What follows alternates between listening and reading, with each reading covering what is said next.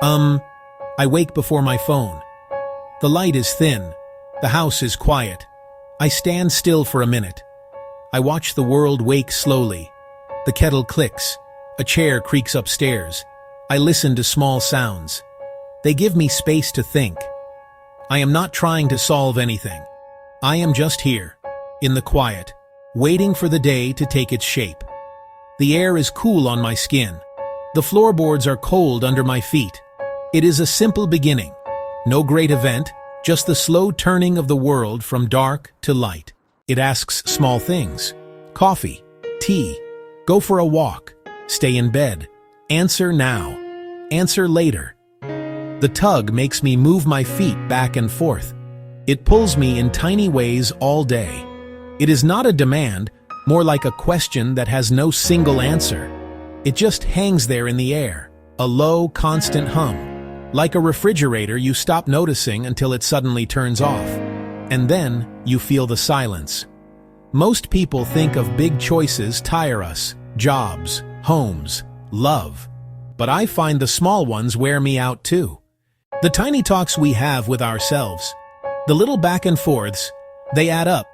They take energy without us noticing. It is like carrying a single grain of sand. You do not feel its weight at first, but after a whole day of adding more grains, one by one, your pockets are heavy. You feel a drag you cannot quite name, a general sense of being worn down. This is not about fear. It is not about panic. It is about how we spend our attention. We keep a running list in our heads, not a list on paper, a soft, messy list. It stays with us. It hums like a radio in the next room. It asks, change the plan, call back, reply with a long text, reply with a short one. The mind is always trying to optimize, to find the perfect response, the perfect path. But the search itself is work, a quiet internal labor that goes unseen. It is the same with words. We rehearse sentences in our heads. We edit them over and over. We imagine every face that might read them. We try to fit them into the right shape. So we do not send the message, or we sit with a reply for hours. The energy spent shaping words is real. It leaves a tiredness that is hard to name. A simple email becomes a project. A text message becomes a performance. We are trying to control the uncontrollable, the reaction of another person, the interpretation of our tone. The mind is good at imagining regret. It paints many what-ifs. It shows small disasters. It rehearses lost chances. This habit can be useful. It can help us avoid real harm, but often it does not help. It keeps us from moving. It keeps us folding and unfolding the same paper. We believe more thought equals better choices. But sometimes more thought becomes a web that traps us. The threads are made of our own anxieties. We do this with our plans too. We map out a conversation before it happens. We script our lines. We anticipate the other person's response. We build an entire play in our minds. But life rarely follows a script. People are unpredictable. The moment has its own energy. All that rehearsal time is spent on a future that may never arrive. The actual conversation happens. It is messy and human. Nothing like our carefully constructed scene. We are left with the ghost of our preparations, a faint exhaustion from a battle that was never fought. This internal rehearsal is a solitary act. It happens in the quiet moments, while driving, while showering, while waiting for sleep. It fills the empty spaces of the day with a low-stakes, high-effort mental activity.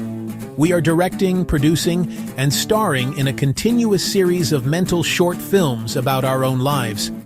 The production costs are invisible. They are paid in units of attention, in moments of peace, in the simple, unburdened presence of being in the world without a script. And the cost adds up. We think we must be ready. We want to be sure. But being sure is a kind of fantasy. Life moves. People change plans. Weather turns. A sure choice can shift into a new scene. The truth is, we never have full certainty. We have enough. We have what we can know at that moment. We have a feeling of what feels right. That may be enough to move. There is another part to this. We like the idea of keeping options open. It feels smart. We think that if we never lock a door, we might find a better one. So we keep doors cracked, we peek through gaps, we listen for better sounds. But keeping doors cracked means we never let the breeze pass fully. We never let the room change. The slight openness becomes its own weight, a half-made plan, a non-committal maybe. These things do not feel like freedom. They feel like carrying around a set of keys for doors you never intend to walk through. I remember a long morning I spent deciding what to wear for a trip. Nothing important, just clothes. Yet I tried on 3 outfits.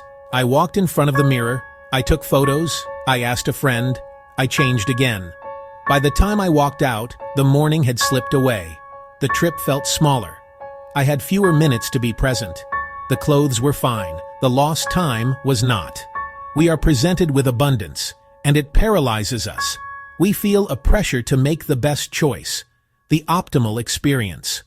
So we spend more time choosing than we do enjoying. The search for the best becomes the enemy of the good. Keeping doors open means you are always standing in a hallway. You are not in any of the rooms. You are in the space between them, a place of transit, a place of possibility, but not a place of rest, not a place of being. The mind is constantly scanning the open doorways, assessing, comparing, wondering. This constant state of alert is tiring. It is a low-level vigilance. It requires a part of your mind to always be on duty, the guard at the gate of your own choices, and that guard never gets to stand down. Pause. We think choice equals freedom. We say more options mean more freedom. But freedom asks for a kind of energy. You must manage what you have.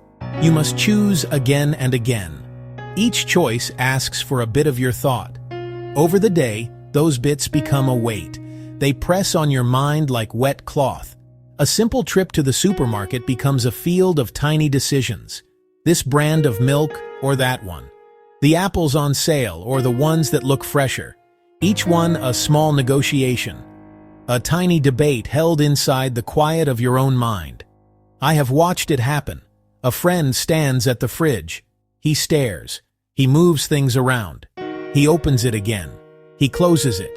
He walks away. He comes back. He stands there again. The choice is small, what to eat for a snack. But he spends time. He spends thought. He spends the feeling of making a decision. The cold air spills out. The light illuminates nothing new. He is not just looking at food. He is looking at possibilities. And each one asks for a small commitment he is not ready to make. The mind keeps trying to save us from regret. That small question lives in the margins of our day. What if I pick wrong? It makes us look at the clock. It makes us check our phone. It makes us scroll. The mind keeps trying to save us from the sting of a bad choice. But the saving act costs us time and calm. We are trying to protect a future version of ourselves from a minor disappointment. And in doing so, we spend the present moment in a state of low-grade tension, a quiet, internal friction. This habit is not dramatic. It does not announce itself. It is a slow, methodical process. It is the mental equivalent of tracing the same line over and over with a pencil. The line gets darker, deeper, but it does not go anywhere new. We think we are being careful. We think we are being thoughtful. And perhaps we are. But there is a point where thoughtfulness becomes a loop, a small closed circle of thought that does not lead to an exit. It just leads back to the beginning of the same question. Sometimes indecision hides as caution. You might say, I want to be thorough. And that can be true. But caution becomes a habit. It becomes a way to avoid the discomfort of being slightly wrong. We forget that being wrong is part of learning. We forget that some wrongs are soft, fixable. They do not need a siege of thought to defend against them. A wrong turn can lead to a beautiful street you have never seen. Choosing the wrong sandwich for lunch is not a catastrophe. It is just lunch. Think about an empty room. Nothing in it. You can arrange it in many ways. You stand at the door, thinking. You measure in your head. You make a few plans and set them aside. Days pass. The room waits. A chair could go here, a lamp there. Nothing changes. The room does not get cozy. The emptiness keeps you busy. The act of arranging would bring warmth. But you are stuck in the thought of how to do it best. The potential for a perfect room prevents you from having a good one. This is the slow leak. It is not a dramatic flood. It is a steady drip, drip, drip of energy. Each unresolved choice is a small hole in the bucket of your daily vitality. By the end of the day, you wonder why you are so tired. You have not done anything particularly strenuous, but you have been carrying the weight of a dozen open loops, a dozen unresolved questions, each one siphoning off a small amount of your mental and emotional resources, until you feel drained without knowing exactly why. We carry the same habit inward. We think about feelings and plans as if they were fragile objects that will break if we touch them. We keep them wrapped in paper. They do not get used. They do not change. We stay safe. We stay tired. We treat our own intentions with such delicacy that we never act on them. We are curators of a museum of our own potential. We walk through the halls looking at the exhibits behind glass. But we never take them out. We never use them. We never live them. There is a quiet courage to choosing. It is not the loud kind. It is small and steady. It does not need a victory shout. It simply makes a space. It says, I will try this, and it opens a door and lets some light in. Light shows where you can adjust. It shows what needs repair. It shows what works.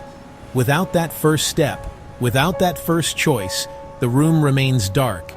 You cannot see what is inside it. You can only imagine. And imagination, untethered to reality, can be a tiring and frightening place. I am not asking anyone to rush. I ask for less inner arguing. I ask for less slow peeling back of the same thought. Choose with kindness. Choose with small allowances for error. Let the choice be a friend, not an enemy. Let it be a step toward living, not a test you must pass perfectly. The goal is not to make the perfect choice every time. The goal is to keep moving, to stay engaged with the flow of life, to participate. Instead of just observing from the sidelines, debating your entry. There will be times when you must be careful. There will be moments when you need to slow down and listen. But most days do not require a siege of thought. Most days ask for a soft nudge forward. The nudge is enough to begin. The rest you can see as you walk. You do not need a map of the entire journey before you take the first step. You only need to know the direction of that first step. The path reveals itself as you travel it, not before. Think again of that empty room. The courage is not in designing the perfect layout. The courage is in putting one chair in one corner, just to see how it looks, to see how it feels, and from there, the next choice becomes easier. The lamp now has a place to go. The rug has a space to fill. The first small act of commitment creates a context. It creates a reality. And it is much easier to work with reality than it is to work with the infinite, exhausting landscape of pure potential. The choice gives you something to respond to. Tonight, the street is quiet. A person walks past my window. They hold a cup. They do not look rushed. They do not seem to have argued with themselves at every turn. I wonder how many small talks they let go. I imagine their day less heavy for it. They are simply walking. They are simply holding their cup. Their presence is uncomplicated. There is a peacefulness in that. A sense of being settled in one's own skin, in one's own moment. A state that is hard to achieve when the mind is a courtroom of constant debate. The kettle has stopped singing. The steam fades. I make a choice for the day. It is small. I put on my coat. I step out. The door closes behind me with a soft sound. The click is almost like music. It does not need a fanfare. It is enough. It is the sound of a question being answered, the sound of a loop being closed. It is a small, definitive punctuation mark at the end of a long, rambling mental sentence. And with that sound, a new sentence can begin. The city opens in small ways. A bus stops. A dog barks. The sun finds a crack in the clouds. My choice keeps me moving. I do not know if it is the best choice. I do not need to know. I only know it is mine. It is a little thing. It changes everything in small, useful ways. It has taken me from the stillness of my kitchen to the movement of the street. It has replaced the internal hum of indecision with the external sounds of the world.